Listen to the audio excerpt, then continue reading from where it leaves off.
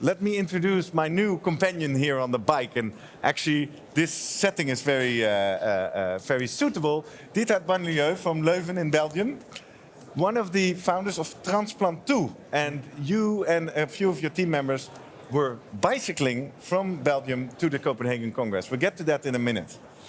What is the background story of your Transplantoux initiative?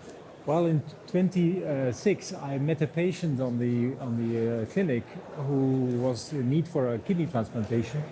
And he asked me if he could do before and after transplantation, if he could climb the Mont Ventoux, which is a famous mountain in the south of France. Yeah, big cycling challenge. Absolutely. And I thought, yes, you can. And you know what? After your transplantation, I'll join you. At the same time, we had our 10th anniversary of our unit, and we invited Patricia Painter, who really did a lot of work, pioneering work on exercise and after transplantation. And I was really inspired by those two. So we started climbing Mont Ventoux, and we've been back ever since. All right. And since that time, for 10 years now, you have been climbing with a big group. I think we have a photo of the 2019 group. Let's see if we can see that on the image. Yes, yeah. There you are. How many people joined you this year? This year we went to the Mont Ventoux with almost 300 people. But let me tell you that this is our flagship. We learned that this is an event.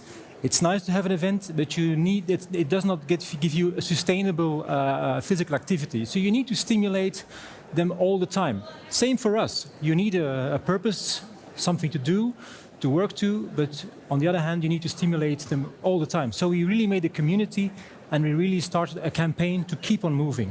Exactly, because that's the key purpose, to get... Is it specifically focused on transplant recipients, or is it broader by now?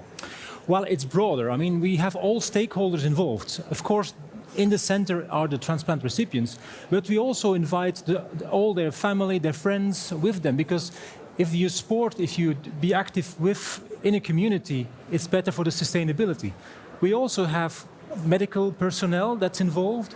We have volunteers, sponsors, and also donor families or life donors that join us. So it's becoming a big community now. So basically, this initiative has allowed you to kind of create momentum and nudge transplantation recipients and their community to a healthier lifestyle. Absolutely, and I have a strong feeling that this will become the machine perfusion hype, to say so, in a few years' time. Yeah, because then obviously we're in a scientific congress. Absolutely. Are you doing any science-driven research into Absolutely, this? That's what we are promoting, and we have four purposes. First is create awareness, which is important. Second, motivate the recipients to be active, and third is also the scientific input. So we try to do research, but we also create a platform, and we actually have created a symposium around this whole physical activity, and that symposium is called Time to Move, because that's what we feel.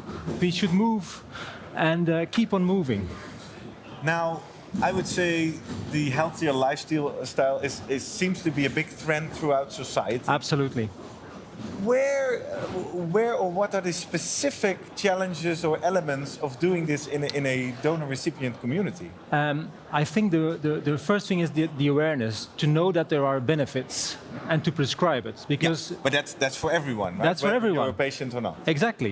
Yeah. And so I think raising awareness on this subject amongst transplant physicians is the first.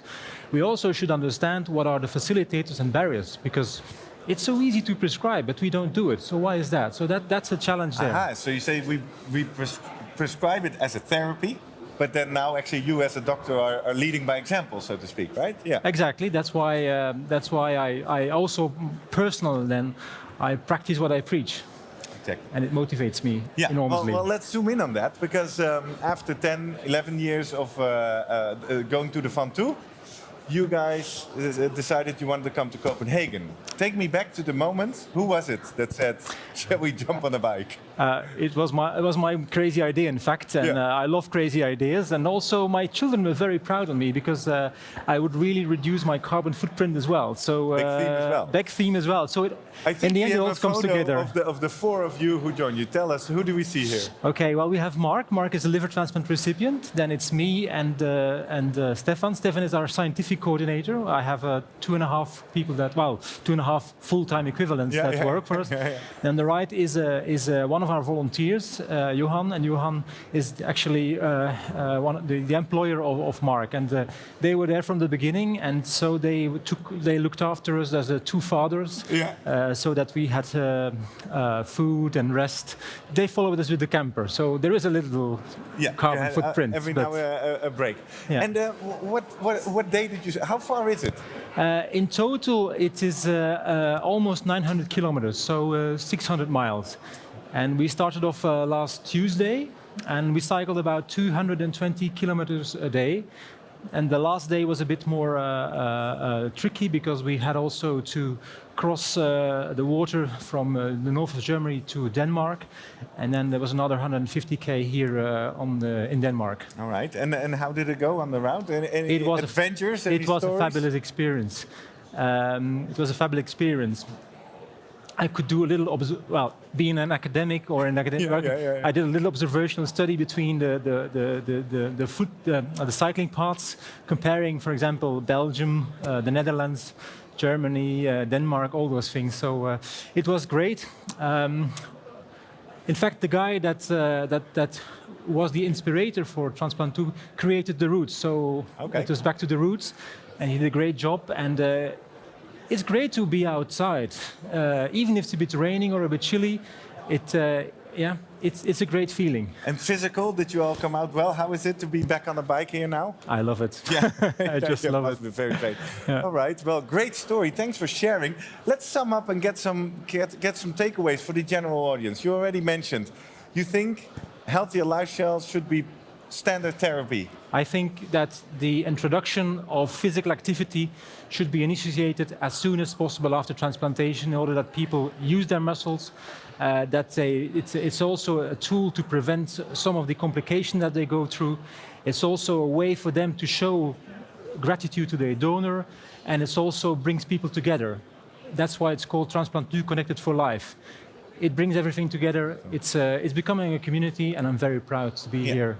Yeah. So thank you, ESOT, for having us. Yes, of course. And then the second takeaway, I guess, is that when people say, "Okay, I'm going to do this," but as a doctor, you should lead by example, right?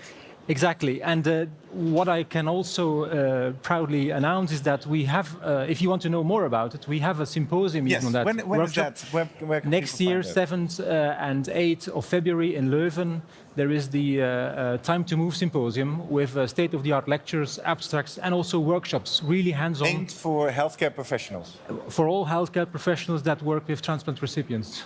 Perfect. Very interesting. Well, Diethard, thank you very much for sharing this story. It's great. It's a remarkable story, and thank you very much for joining us on that as well.